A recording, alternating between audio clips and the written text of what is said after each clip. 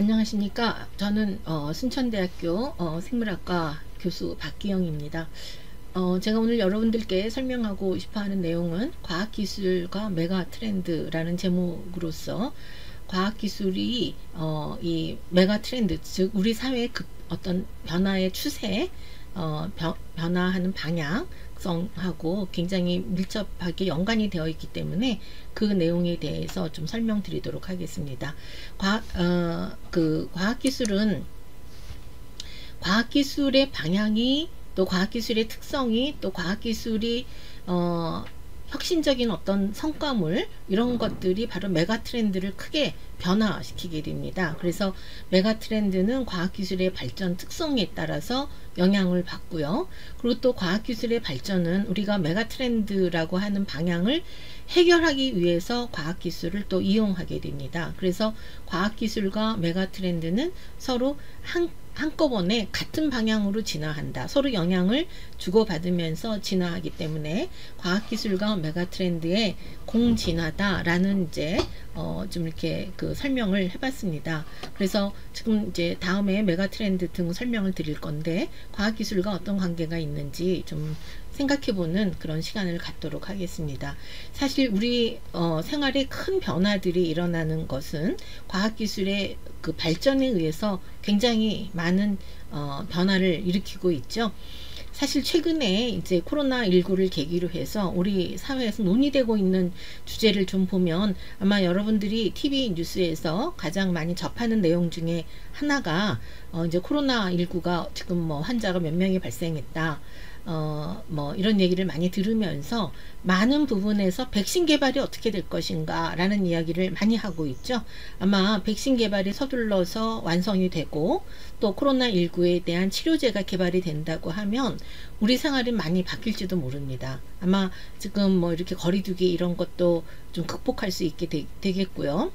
그리고 또한 좀 더 안심하고 생활할 수 있게 되겠죠. 거꾸로 코로나19 때문에 우리 또 생활도 상당히 많이 바뀌었습니다. 그래서 이제 사람들이 좀 모여서 하는 활동이 많이 이제 주춤해졌죠. 아마 코로나19를 극복하고 나더라도 다음에 또 어떠한 새로운 어떤 이 팬데믹을 이루는 전염병이 확산될지도 모르고, 그래서 우리 사회는 어떤 준비로 나아가야 되느냐에 대한 논의를 새롭게 하면서 우리 사회의 구조가 많이 바뀔지도 모릅니다.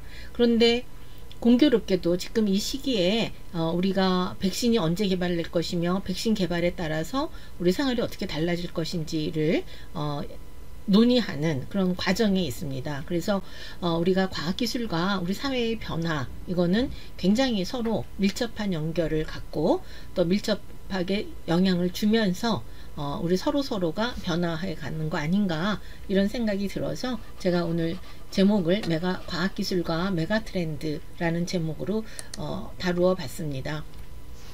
지금 우리는 산업혁명이라는 단어를 많이 쓰고 있는데요. 산업혁명에 있어서 우리가 썼던 그 산업혁명은 제1차 산업혁명, 2차 산업혁명, 3차 산업혁명, 그리고 4차 산업혁명이라고 이렇게 일반적으로 이렇게 일컫는 말들이 있습니다. 물론 2차 산업혁명은 이제 이 기계화를 통해서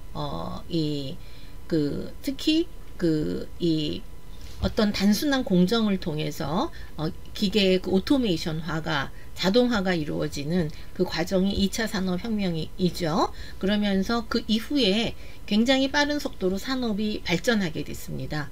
그러면서 3차 산업혁명 시대라고 하는 것을 열었던 것은 바로 인터넷의 발달이었어요. 컴퓨터의 발달이 이제 먼저 이루어졌고, 이후에 이제 인터넷이 발달하면서 우리가 지금 겪고 있는 이런 기술 대변혁 시대에 지금 변화를 하고 있는데, 이게 바로 인간의 또 새로운 도전이라고 볼 수 있어서 제가 이렇게 소제목을 달아봤습니다. 그래서 인간의 기술 대변혁, 이걸 놓고 보면 이걸 지금에 일어나는 이 변화, 이거를 이제 우리나라에서는 제4차 산업혁명 이렇게 이름을 붙이고 있는데요. 사실은 이제 제4차 산업혁명이라는 단어를 쓰는 나라들도 최근에는 많이 늘어나고 있지만, 이건 이제 독일의 이제 그 정책을 하는 사람들이 먼저 쓰기 시작을 했고, 그리고 이제 우리나라도 이 4차 산업혁명이라는 단어를 많이 쓰고 있습니다. 그런데 이 제4차 산업혁명이라고 하면 한마디로 정의한다고 하면 아마 여러분들이 갖고 있는 그 소지품 중에서 꼭 뗄래야 뗄 수 없는 소지품 중에 하나가 이제는 스마트폰이죠.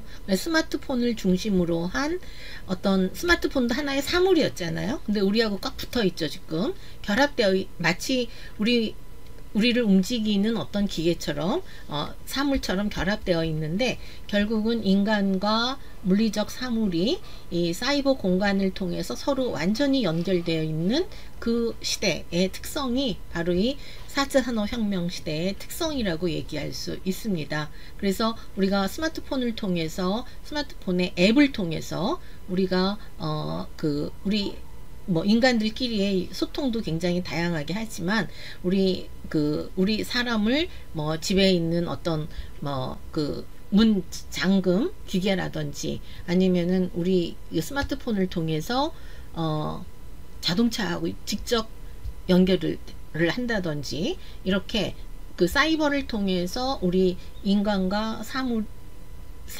사물이 아주 긴밀하게 연결되어 있습니다. 그래서 초연결, 그리고 그 초연결된 것에 대한 것을 통해서 우리가 인공지능을 통해서 이 초연결된 내용을 가지고 얘가 자율적으로 혼자 뭘 하게 한다든지 판단을 하게 한다든지 아니면은 우리의 내가 하고 있는 행동에 따라서 어떤 그 컴퓨터나 인터넷을 통해서 앱을 통해서 어떠한 결과를 나한테 알려준다든지 이런 것들, 그리고 초지능. 그래서 그뿐만 아니라 이제 우리 자동차에서도 보듯이 자동차를 우리가 이제 사람이 운전하지 않고 무인으로 운전할 수 있는 그런 시대도 되겠죠. 지금 자동차의 경우는 자동차에 이제 그 자율 자동차의 단계가 여러 단계가 한 5단계 있다고 하면 최근에는 한 2단계 정도 해서 고속도로라든지 이런 곳에서는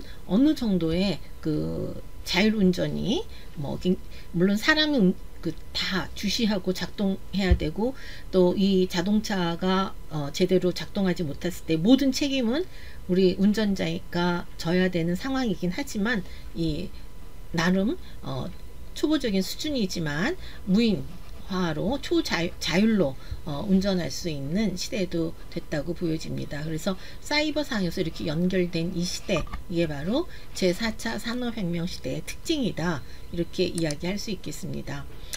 이런 내용을 정리해서 사실 우리 사회가 4차 산업혁명 속에서 얼마나 어떻게 노출되어 있고 그리고 이거를 위해서 과학기술 정책은 어떻게 준비해야 된다 라고 생각해서 제가 2017년에 책을 한 권을 낸 적이 있습니다. 제4차 산업혁명과 과학기술 경쟁력, 이거를 준비할 때에는 그 한 3년 정도 준비해서 책을 썼는데 책을 쓰는 시기에는 4차 산업혁명이라는 단어가 없었어요. 그런데 이제 책을 출판하려고 할 때 우리 사회에 4차 산업혁명이라는 이런 분위기가 확산됐길래 제가 그 단어를 써서 책 제목을 정해봤습니다. 사실 지금 이루어지고 있는 이 기술 대변혁에 대해서 처음 이것을 거론한 사람은 제레미 리프킨입니다. 제레미 리프킨이 더 이코노미스트지에 2012년에 이 사람이 쓴 글이 있습니다. 네, 3차 산업혁명은 아주 상징적으로 보여주는 몇 개의 그림이 이 더 이코노미스트지에 나왔었는데요. 여기 첫 번째 보는 그림에서는 책상 위에서 인터넷 컴퓨터 자판을 두들기면서 책상 위가 공장이 됐죠. 그래서 책상 위에서 여기 그림에 보면은 비행기도 만들고 자동차도 만들고 여러 가지를 만들 수 있는 책상 위 공장에서 이런 걸 생산할 수 있을 정도의 시대가 됐다. 이건 바로 뭘 의미하냐면 3D 프린터 등의 기능이 활성화될 거다, 이걸 예측하고 있죠. 그러면서 그간에 이제 인간이 움직이던 이 기계를 이제는 로봇이나 뭐 프로그램이 여기서 프로그램이 움직이거나 로봇을 통해서 움직이게 된다는 거죠. 그러면서 사실 제레미 리프킨은 노동의 종말이라는 책도 썼습니다. 그래서 이렇게 자동화가 많이 이루어지고 로봇이 활용이 되면서 우리 인간의 노동은 많이 줄어들 거다라고 예측을 하고 상당히 오래전부터 노동의 종말 등 이런 책을 썼고요. 그래서 우리 사회는 이러한 대변화, 이런 게 메가 트렌드인데요. 이러한 대변화에 대해서 우리가 준비를 해야 된다라고 하면서 이 사람이 썼던 단어는 3차 산업혁명이었습니다. 근데 3차 산업혁명이라고 하는 거는 뭐랑 차이를 구별을 뒀느냐면 2차 산업혁명이라고 해서 우리가 이 컨베이어 시스템에서 똑같은 것을 다량으로 찍어내는 그런 시대, 그래서 그 매스 프로덕션이라고 하죠. 매스 프로덕션 시기와 구별을 해서 이제는 매스 커스터마이제이션, 다시 말하면 3D 프린터를 통해서 자기가 책상 위에서 뭔가 제품을 만든다고 하면 프로그램만 좀 조정한다고 하면 나한테 적합한, 우리가 정밀하게 나를 측정해서 나한테 필요한 것을 만들어 줄 수 있는 그런 시대다 라고 얘기를 하면서 매스 커스터마이제이션이라는 단어를 썼습니다.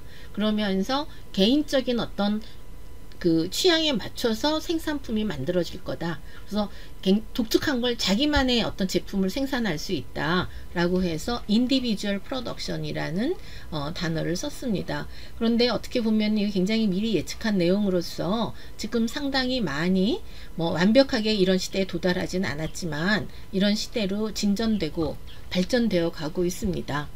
그러면서 4차 산업혁명이라는 단어는 이렇게 이제 인터넷을 이용해서 이러한 ICT 중심으로 이렇게 사회가 변화되고 있는 과정에서 독일을 중심으로 제조업 중심 국가에서 ICT와 결합한 어떤 사회적 대변혁, 이것을 준비해야 된다는 것을 강조하면서 제4차 산업혁명이라는 단어가 나왔습니다. 그래서 이러한 3차 산업혁명, 제레미 리프킨은 지금도 3차 산업혁명이라고 강조하고 있죠. 3차 산업혁명, 뭐 혹은 4차 산업혁명이라고 하는 것은, 그래서 이 중요한 거는 소프트웨어를 통해서 어떤 이제 그 우리 사회가 움직이면서 여기에 이 3D 프린터 등으로 뭘 하려고 하니까 3D 프린팅이 가능한 어떤 소재가 만들어져야 되겠죠. 그래서 새로운 소재가 만들어져야 되고 점점 더 현명한 로봇을 사용하게 되고 그리고 공정이 바뀌게 되고 그리고 이런 모든 것은 전부 다 웹 기반으로, 인터넷의 웹 기반으로 서비스가 이루어질 거다. 그래서 상당히 많은 것이 바뀌면서 우리 최근에도 뭐 정밀의학 뭐 이런 얘기를 쓰는데, 정밀의학 같은 경우는 나의 특성에 맞춘 어떤 나만을 치료할 수 있는 어떤 의학의 어떤 이렇게 그 치료 방법이 치료 방법을 디자인할 수 있다는 거예요. 그래서 이렇게 개인에 맞추어서 소비자가 주문하는 형태로 해서 그 생산이 이루어질 거고, 그러면은 대량 생산 시기에는 종료가 될 거며 분산 생산이 가능할 거다. 그리고 이 이면에는 사실 전 세계의 공장이 중국이었죠. 모든 제품이 다 중국에서 생산돼서 뭐 세계 전역으로 이렇게 이제 수출이 되고 있었는데, 결국은 3D 프린터를 이용한다고 하면 제조업 중심이 필요가 없는 겁니다. 그래서 분산 생산이 가능하지 않겠느냐, 이렇게 이제 예측을 했는데요. 실제 이런 방향으로 많이 진행되고 있습니다. 특히 그 노벨 경제학, 특히 노벨상을 그 해에 노벨상을 줄 때 선정하는 방향은 그 사회에서 메가 트렌드를 좀 고려해서 선정을 하게 됩니다. 그런데 이제 2020년 노벨 경제학상 수상자가 로버트 윌슨하고 폴 밀그롬이라는 분이었는데, 이 두 분인 이 대학 교수님들이신데, 이 대학 교수님들이 그 받은 이 이론은 바로 뭐였느냐면 옥션이었습니다. 옥션, 경매. 근데 우리 경매라고 하면은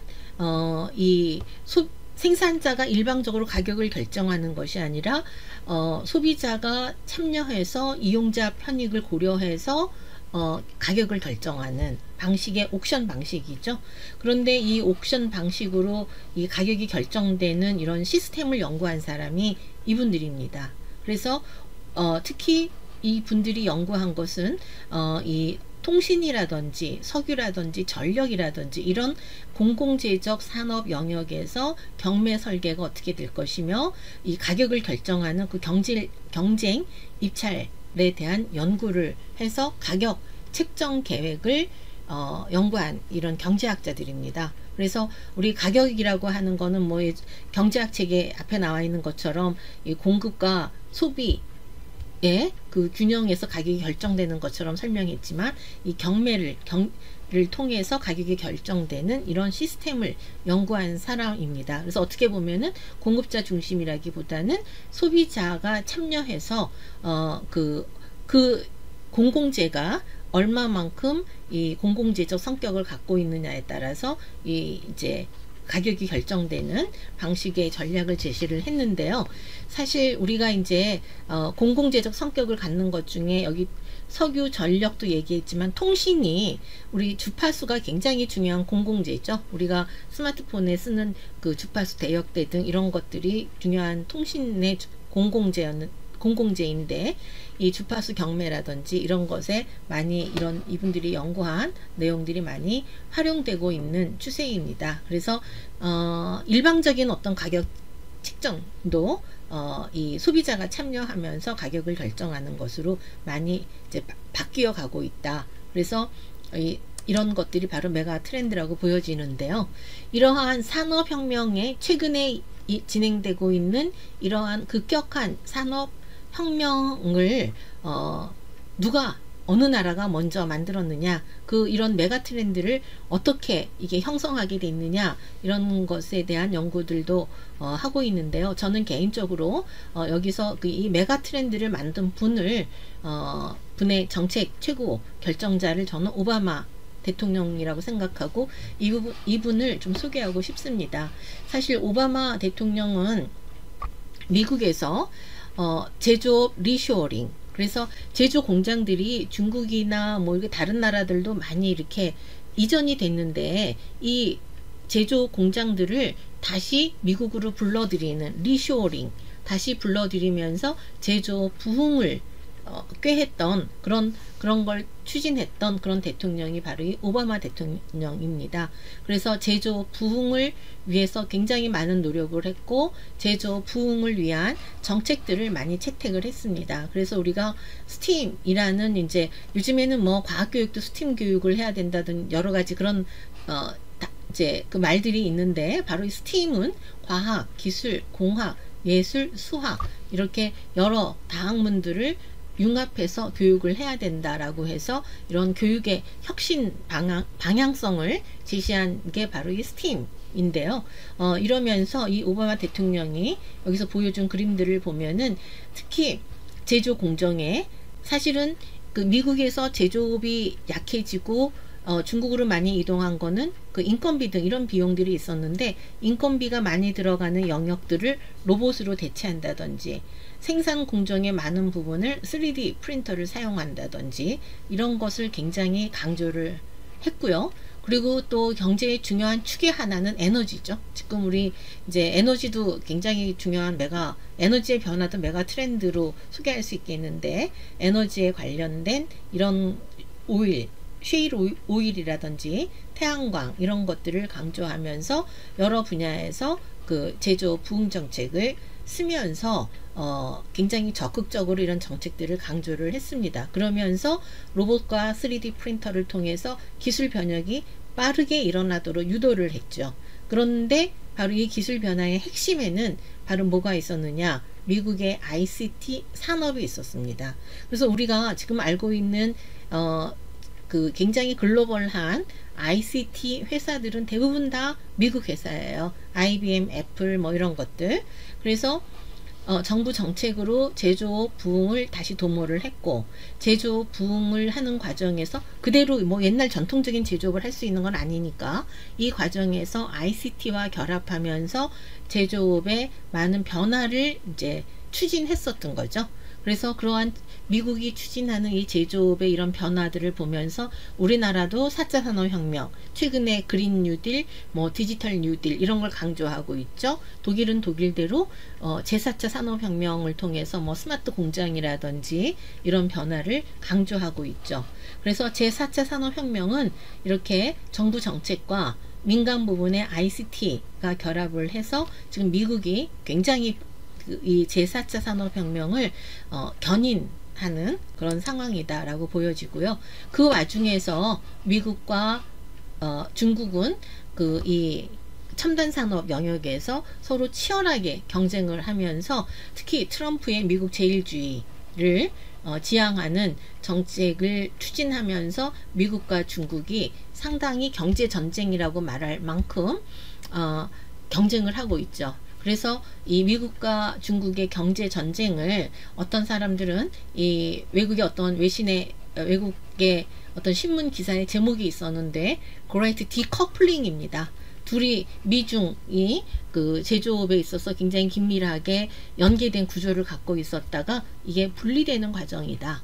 그래서 분리되는 과정에서 중국도 엄청나게 지금 손해를 보고 있고 장기적으로 미국도 굉장히 손해를 볼 거다. 그래서 미국이 이렇게 빨리 중국으로부터 영향을 줄이기 쉽지 않을 텐데 너무 급격하게 영향을 줄이면서 미국 경제에도 어려움이 있다. 지금 어려움이 진행되고 있다라는 얘기인데 결국은 트럼프 대통령이 이 지향하는 최종 목표는 중국의 영향을 줄이기 위한 것이라고 보여지고요.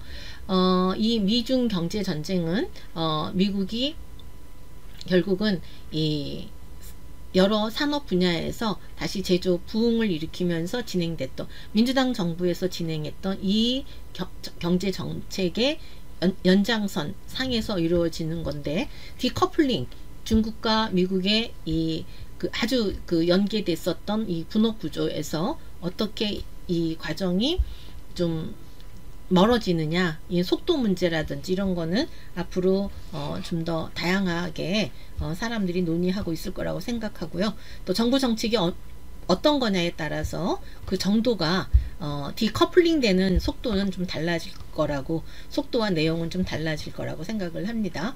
어쨌든 그러나 미중 경제 전쟁이 지금 첨단 산업 분야에서 치열하게 펼쳐지고 있고, 특히 반도체 같은 거 트럼프 대통령이 그 우리나라에게도 중국의 반도체를 수출하지 말아라 라는 그 권고를 하고 있을 정도로 미중 경제 전쟁이 치열합니다.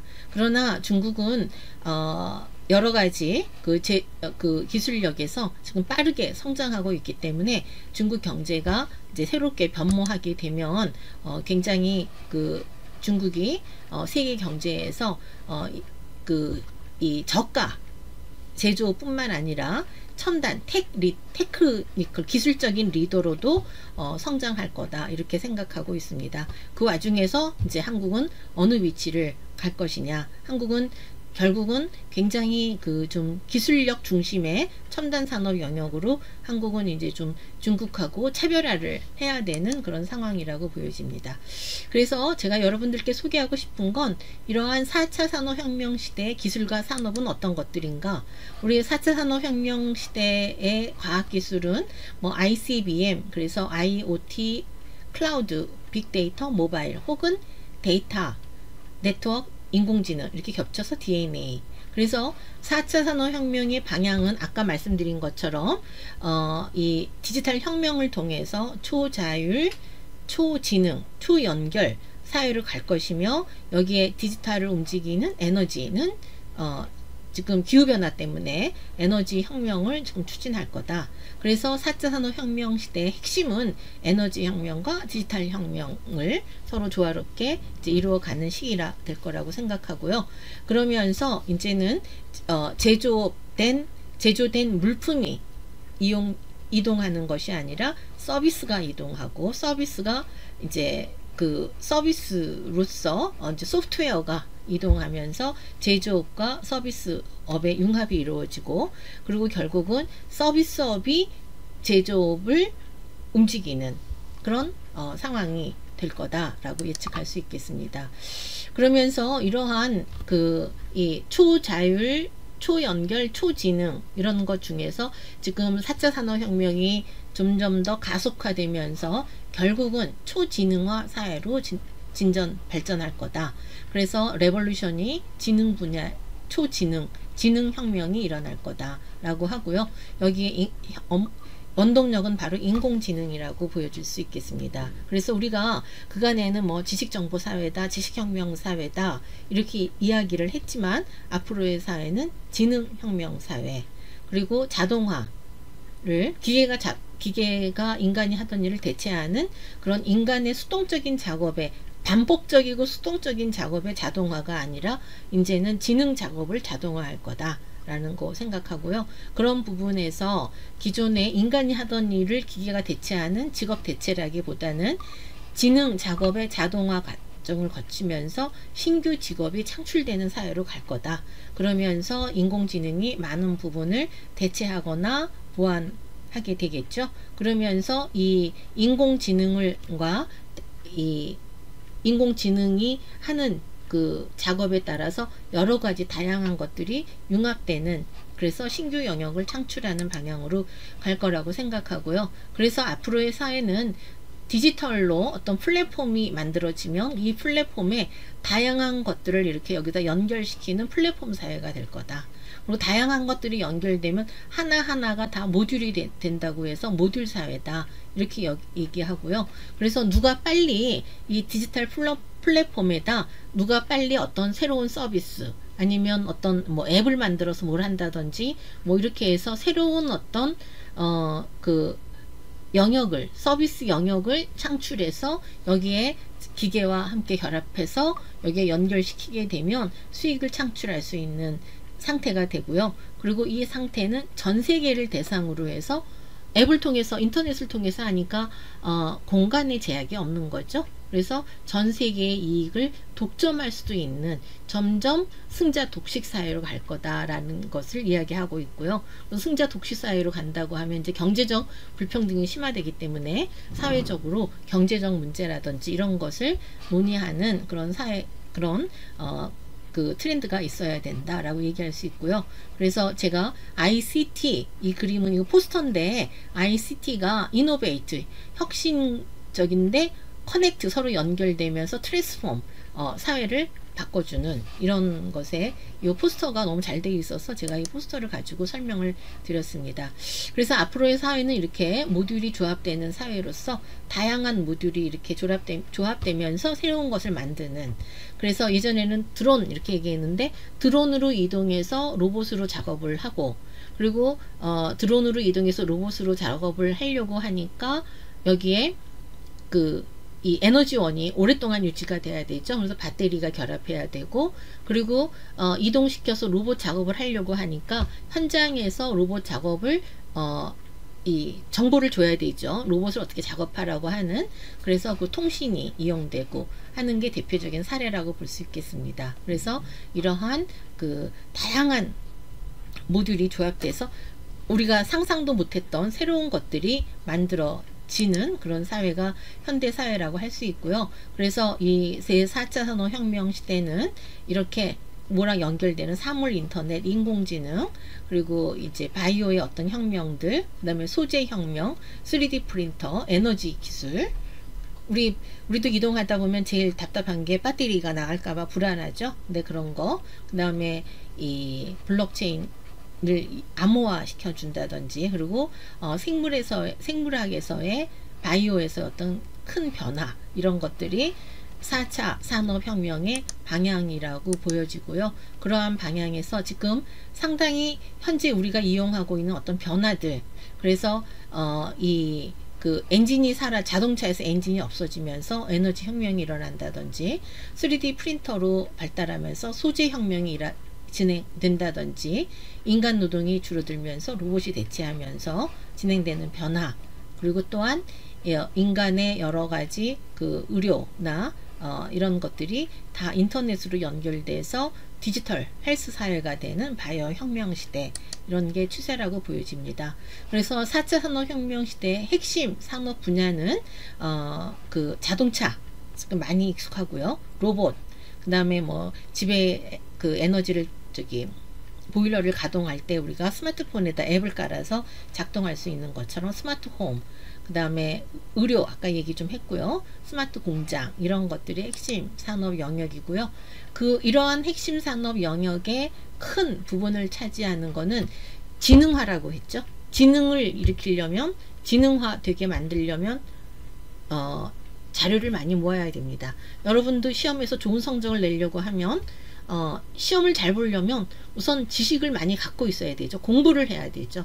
공부하는 게 바로 뭐냐, 데이터를 인터넷에서는 인공지능에서는 데이터를 수집하는 겁니다. 그래서 데이터를 수집해서 그 데이터들을 모아서 판단, 가장 합리적인 판단을 일으키는, 통찰력 있는 판단을 일으키는 사회, 바로 이게 빅데이터와 인공지능의 사업 영역이 되겠죠.